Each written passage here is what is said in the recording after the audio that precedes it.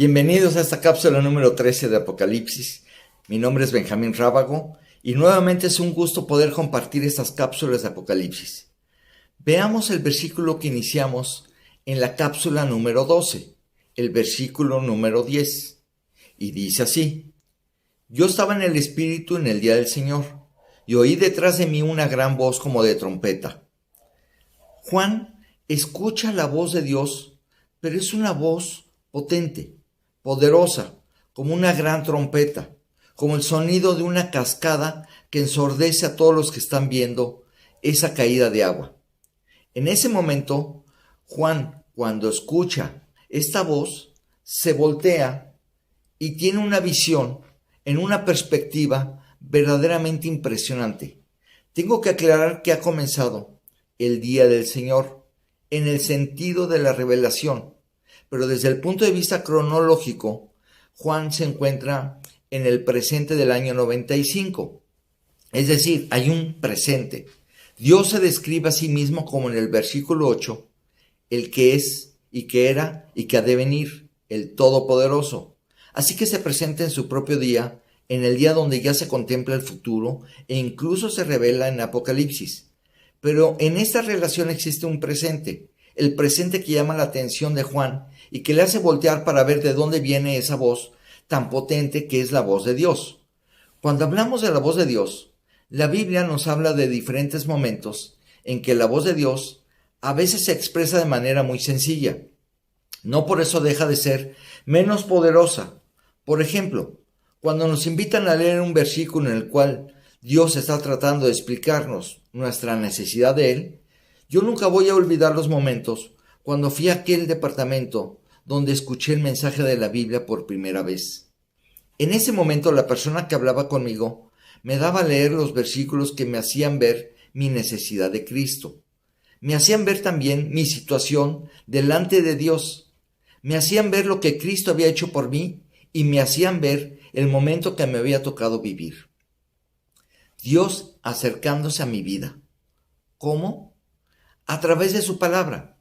Claro, en ese momento que la revelación infinita de Dios, en donde Dios decide intervenir, en el que ya es su día, se abandona el día de la paciencia, el día de la compasión, el día de la misericordia. Para que Dios actúe, juzgue, pueda enfrentar al hombre con todas sus acciones y empiece el gobierno de Dios, el cual ya nunca terminará, Dios reinará para siempre, pero aclaro, Dios no reina más que sobre aquellos hombres que le permiten transformar y gobernar sus vidas. Benjamín, ¿qué pasa con los demás? La Escritura dice que los demás hombres, en lugar de verlo como el Rey de Reyes y el Señor de Señores, que puede gobernar sus vidas y regirla, lo tendrán que enfrentar como su juez, pues es insobornable. Un juez que además en la cruz pagó por todo lo que tendrías que pagar en el infierno. En la cruz del Calvario destruyó toda la estructura equivocada que gobierna nuestras vidas de manera natural. Si tú rechazas lo que Cristo hizo por ti, es decir, que Dios te otorgue el perdón de lo que hiciste mal y que Dios le ponga fin a la estructura corrompida de tu vida, la Biblia dice que tendrás que vivir con esta estructura corrompida para siempre, solamente que a diferencia de este tiempo de paciencia, de compasión y misericordia, donde Dios te busca y te invita al arrepentimiento. La Escritura dice que tendrás que pagar en un lugar de castigo. Lo que eres se seguirá manifestando de manera permanente y eterna. Vivir con tu propia corrupción, con tu propia maldad, con tus propias áreas equivocadas de las cuales solemos intentar escapar y huir de nuestras vidas. No vayas a tomar la decisión equivocada de posponer tu decisión de aceptar su perdón y salvación. Aunque viví 26 años, una vida que pareció un infierno. Nunca he estado en el infierno, pero el día que invité a Cristo a vivir a mi corazón, que lo hice a través de un acto de fe, sin ver absolutamente nada, solamente escuchando la palabra de Dios, experimenté el milagro que jamás me imaginé que podía vivir. Descubrirme transformado, hecho una nueva creación y darme cuenta del que murió en la cruz y pagó por mis pecados, estaba vivo y ahora estaba morando en mi corazón. Y si Él había logrado el perdón de mis pecados, se había levantado de los muertos, es porque el infierno es una realidad absoluta. Por esta causa Dios busca a los hombres a través de su palabra. Escuchamos la voz de Dios de la manera más sencilla, en una letra impresa, en un testimonio de alguien que nos comparte, en una imagen o a través de este medio que son los videos. La voz de Dios viene a nuestras vidas, pero el día del Señor, cuando Dios anuncia el juicio, la voz de Dios adquiere una fuerza y una vitalidad que simplemente era ensordecedor. Ahora, claro, aunque hoy tú puedes escucharla a través de una sencilla plática, no por eso es menos poderosa. Si este día invitas a Cristo a vivir a tu corazón, tu vida se transformará a través del poder de Dios y lo que nunca te imaginaste que podía ser derrotado, tu debilidad, tus vicios, tus estructuras equivocadas, la realidad de Dios manifestada a través de su palabra, será la victoria que nunca imaginaste. Así que Juan voltea y ve una escena que sencillamente va a ser tan fuerte que Juan se va a desmayar. Pero no nos adelantemos. Juan está sorprendido verdaderamente, no sabe ni qué decir, pero por otra parte está en el Espíritu y puede ir narrando lo que Dios le va guiando que comparta con nosotros. Y así dice el versículo 11, la voz que yo escuchaba que decía, yo soy el Alfa y el Omega. El versículo que nosotros leímos en el versículo 8, esos elementos utilizó Dios Padre para describirse a sí mismo. Y en ese instante, en el versículo 11, Jesús utiliza los mismos elementos para describirse a sí mismo Dios Padre y Dios Hijo, que son lo mismo. Y Dios Espíritu, también que son los mismos, los tres son Dios. Así que en este instante, Jesús se describe como el principio y el fin. Quiero que te pongas a pensar antes de que fueran creadas todas las cosas por Jesucristo. Esto lo dice en Colosenses 1:16. Cuando fuimos creados sabía lo que iba a pasar al final. No solamente es el alfa. El alfa es la primera letra del alfabeto griego y la omega es la última. El Nuevo Testamento fue escrito en griego y particularmente el libro de Apocalipsis a un mundo cuya lengua universal, el inglés de aquel tiempo, era el griego. Dios difundió la palabra en un idioma que la mayoría de los hombres podían entender en aquel momento. Hoy hace lo mismo. Hoy la palabra de Dios se divulga en todas las lenguas que se necesitan escuchar para que los hombres tengan la misma oportunidad de escuchar las palabras que transforman. Así que cuando Jesús se presenta como el principio y el fin en ese momento, cuando pensamos que Él estaba al final, la pregunta es, ¿Él sabía lo que iba a ocurrir? Sí, sabía lo que el hombre iba a hacer. Sí sabía lo que esto representaba. ¿Y por qué no? ¿Y por qué tomó la decisión de crearnos? La Biblia contesta que esta pregunta de forma absoluta. Dios, sabiendo lo que iba a representar tu creación y la mía, aceptó que se llevara a cabo sin importar el costo de su rescate. Sabía que se iba a perder su creación. Él decidió pagar el precio para ir al rescate del hombre. Un rescate que no sepa Dios en qué planeta, en qué galaxia vivimos. No te confundas. El rescate de nuestras almas es eterno. Es un rescate para arrancarlo de su maldad en la que se desenvuelve el gobierno tirano que ejerce el diablo sobre todos los hombres para poder llevarlo a la relación con Dios. Es lo que estamos hablando. Así que cuando tú volteas a la cruz del Calvario, la expresión infinita del amor de Dios se manifiesta y en ese instante, no hay duda, Dios nos amó de tal manera que entregó a su propio Hijo. Así que el que nos creó, el que nos está esperando al final, para finalmente llevarnos al proyecto que Él trazó. Es curioso cuando tú llegas al libro de Apocalipsis. Tú encuentras en el final de la revelación, te vas al principio del libro de Génesis y descubres que cuando el hombre pecó, Dios cerró el acceso al árbol de la vida. Cuando vas al final, en el libro de Apocalipsis, descubres que el acceso al árbol de la vida, Dios lo tiene abierto de par en par, gratuitamente, para que los hombres tengamos la oportunidad de comer del árbol de la vida. ¿Qué es esto de comer del árbol de la vida? Se llama Jesús, la vida eterna. Él es la vida, la resurrección, el camino, la verdad, el principio y el fin. Él es todo, absolutamente todo. Así que en este instante estamos viviendo el presente que le tocó vivir a Juan. Es un presente que se prolonga a través de los siglos y que llega hasta el día en que Él decida que pasemos del día de la misericordia al día del Señor, o el día del juicio, o el día de la ira de Jehová, como se menciona en algunos pasajes. En esta parte tú y yo estamos en el presente que Juan contempla, y cuando voltea la imagen es tremenda. Está dividido en dos aspectos, aunque es una misma escena, pero digamos que Dios, como un camarógrafo experto, siempre hace las tomas que Él quiere recalcar en esta revelación. En esta ocasión, la toma contempla una visión nocturna, es una noche. Hay una serie de 7 candelabros y hay unas estrellas en la mano de la persona que está hablando. Esa es la manera como Dios enfoca una de sus cámaras. Y el otro aspecto se enfoca sobre la persona misma.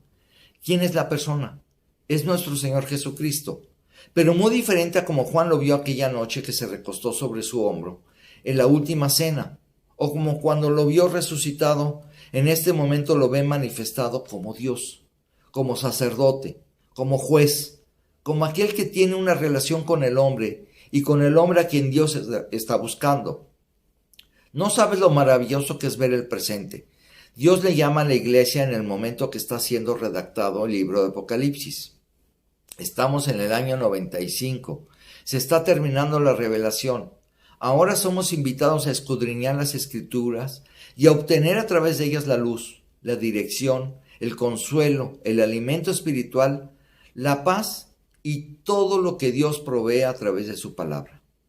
En ese momento, cuando Juan está viviendo esta revelación y lo llamó a escribir, está hablando de un presente que traspasará los siglos y las siguientes generaciones, hasta que Dios decida que la iglesia permanezca en la tierra. ¿Qué hace la iglesia aquí en la tierra? Bueno, es una buena pregunta. Tengo que decir algo que pasó en la última cena. Jesús, hablando con sus discípulos, les dijo que tenía un plan mucho más amplio que ellos habían podido experimentar durante los 3 años que caminaron con Él. Les dijo que había un plan maravilloso que incluía varias cosas.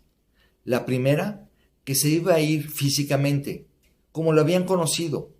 Iba a ir a la cruz del Calvario, pagaría por los pecados y subiría a la diestra del Padre.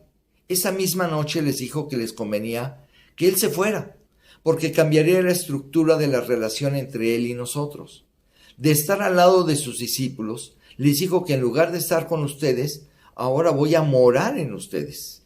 Vendré y haré morada en ustedes y lo haré a través de mi palabra. La palabra de Dios es la estructura que Dios utiliza para transformar nuestras vidas. Primero enseñarnos cómo invitar a Cristo al corazón y aceptarlo, y después a través de su palabra hacerle una realidad, no solamente cambiando nuestras vidas.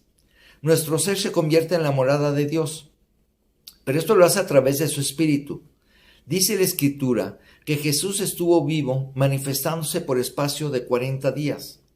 Le dijo a los discípulos que esperaran su manifestación en Jerusalén y finalmente 50 días después de su muerte, el día de Pentecostés, nuestro Señor Jesucristo vino a morar en el corazón de los creyentes a través del Espíritu Santo, de tal forma que a partir de ese momento la gente empezó a ver la realidad de Dios, la realidad de Cristo a través de la vida de aquellas personas que por la fe habían invitado a vivir, a transformar sus vidas. Habían creído que el Mesías había pagado por sus pecados y que a través del Espíritu Santo fueron hechos las personas que Dios planeó.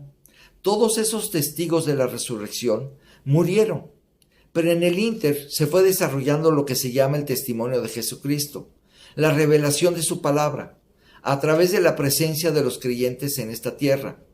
Como la realidad de Cristo se manifiesta al mundo, te das cuenta, tú que has creído, la gran responsabilidad que tenemos.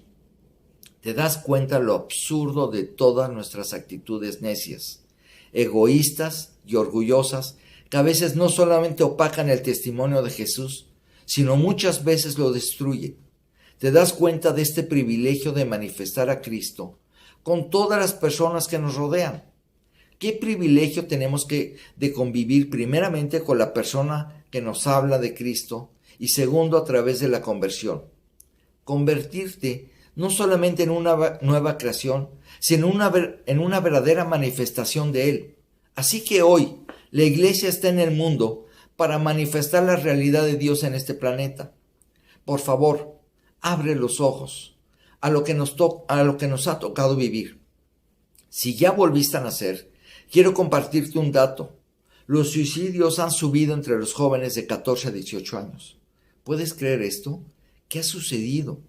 Bueno, ese es el efecto de crisis, como lo fue en la pandemia que afectó a todo el mundo. ¿Qué estamos haciendo nosotros los creyentes, la iglesia? Que tenemos la respuesta, que tenemos la solución, tenemos las herramientas de la verdad de Dios. Por favor, como creyente, ya no esperes más para empezar ahora por un avivamiento en tu vida en este momento. Te invito a doblar tus rodillas, a buscar a Dios con todo tu corazón y a decirle que te llene y a decirle que use tu vida como Él quiera. El mundo se está despedazando, se está desmoronando. La Biblia me dice que cuando el hombre toma el control y lo va a tomar completamente, ¿sabes a dónde va a llevar a la humanidad?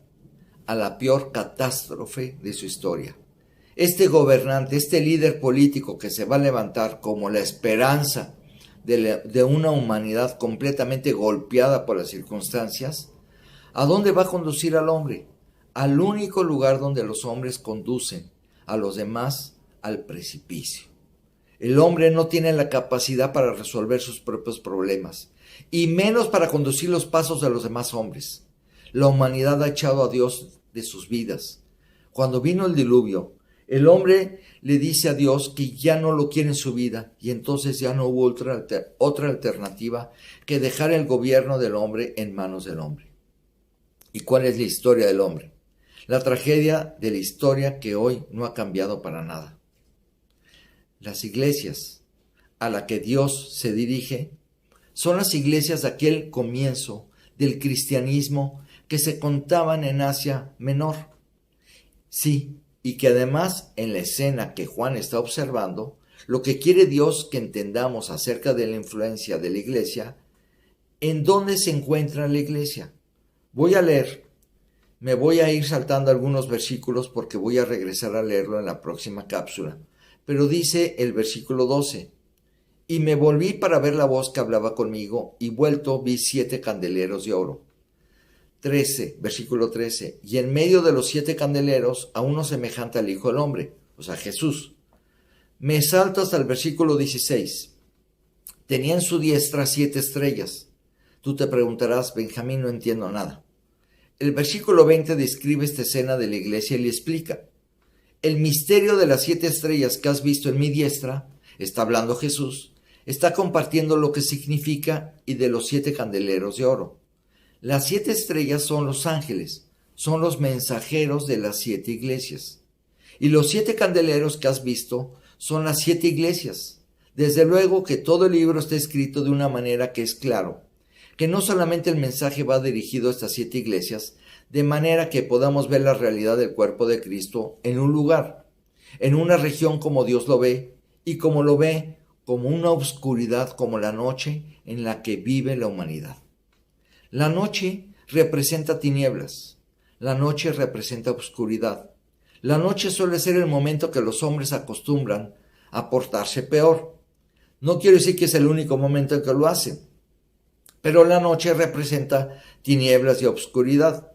La Biblia dice que Dios no ha abandonado a este mundo en tinieblas, sino que ahí hay un cuerpo espiritual que manifiesta la realidad de Cristo, que son todos los hombres que hemos vuelto a nacer.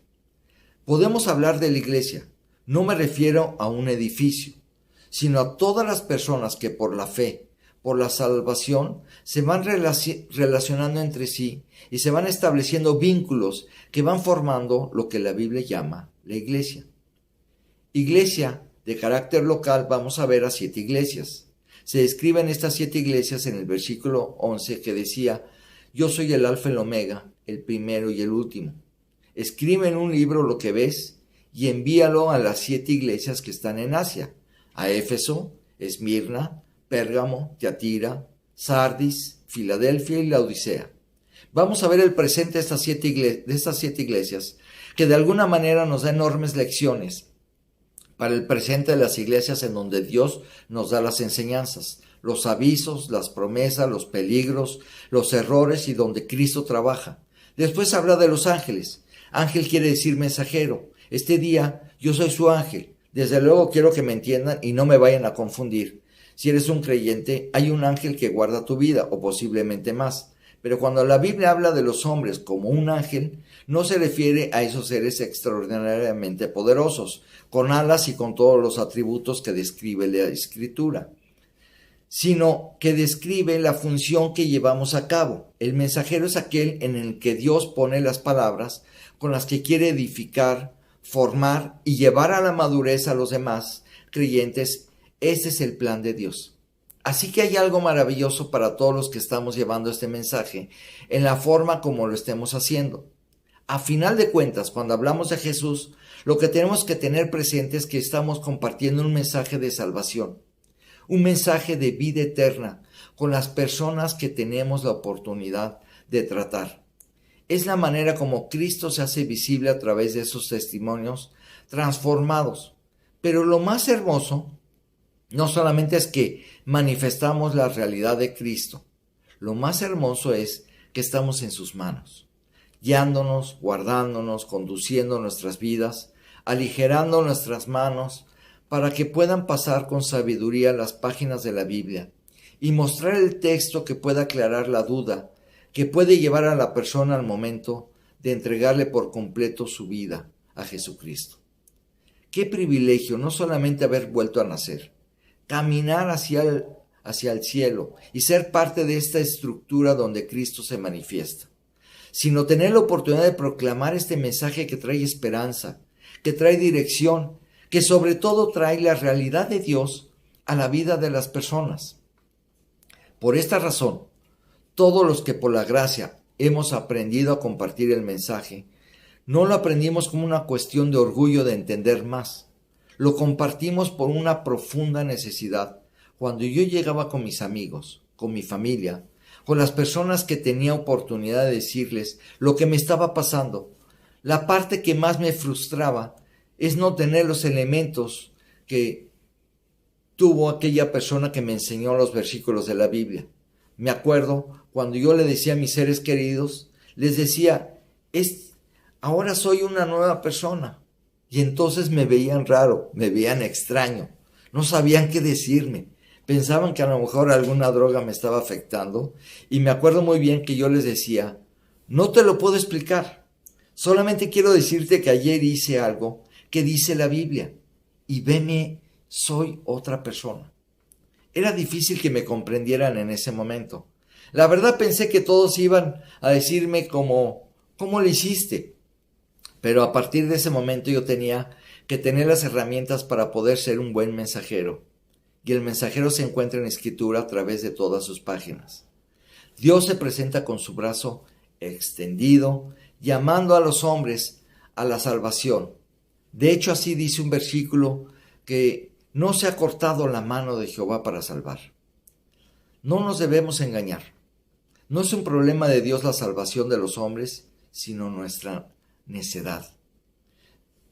Sino que vuestros pecados han construido una división entre ustedes y yo y han hecho que yo aleje mi rostro. Es decir, si el hombre decide mantenerse en su comportamiento equivocado, tengo que decirte que el brazo de Dios poderoso no puede hacer nada por ti.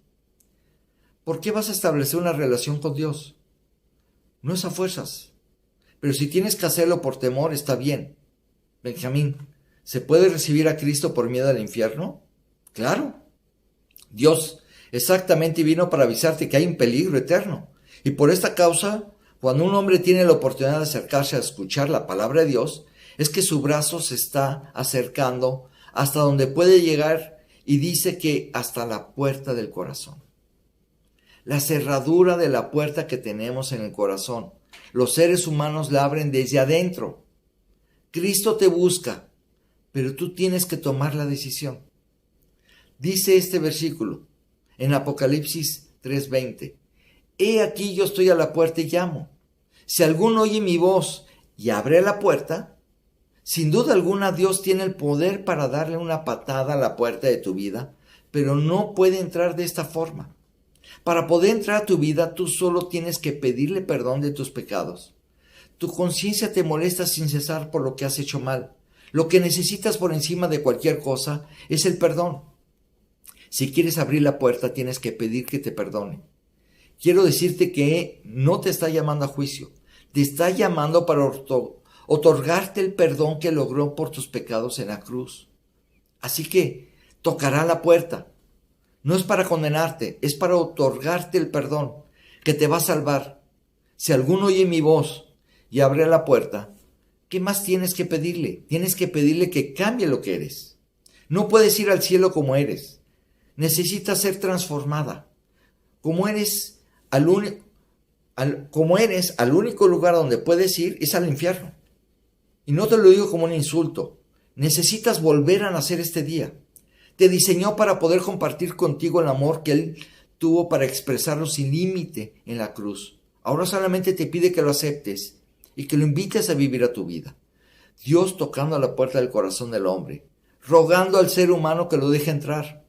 Os rogamos en nombre de Cristo que te reconcilies con Dios, dice un versículo en 2 Corintios 5:20. Este día entrégale tu vida para que la conduzca para siempre.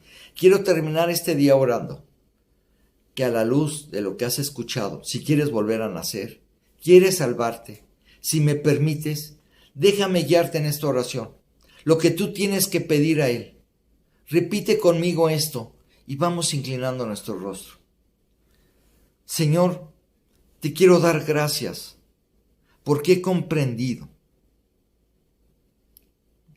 que tú me amas a tal punto que tú fuiste a la cruz a pagar por mis faltas, pasadas, presentes y futuras. Yo reconozco que soy pecador delante de ti, Señor. No recuerdo todos mis pecados, pero te pido perdón por todos ellos. Yo acepto y te creo que tú fuiste a la cruz para pagar toda mi deuda. También te quiero dar las gracias porque quieres entrar a mi vida y en este momento abro la puerta de mi corazón y quiero pedirte que entres, Señor Jesús, que tú seas mi Salvador, que tú me guíes, que tú me hagas la persona que tú quieres que yo sea, pero también quiero que seas mi Señor y mi guía. Y todo esto te lo pido por tu Hijo Jesucristo. Amén. Si tú le pediste que entrara, déjame decirte una buena noticia. Él entró. Y déjame otro punto. Dice que quien va a Jesucristo jamás lo rechaza. Él va a permanecer para siempre. Tú ya vas a la vida eterna. Te doy un consejo. Comienza a leer la Escritura. Comienza a leer por el Evangelio de Juan. Lo que tú quieras leer.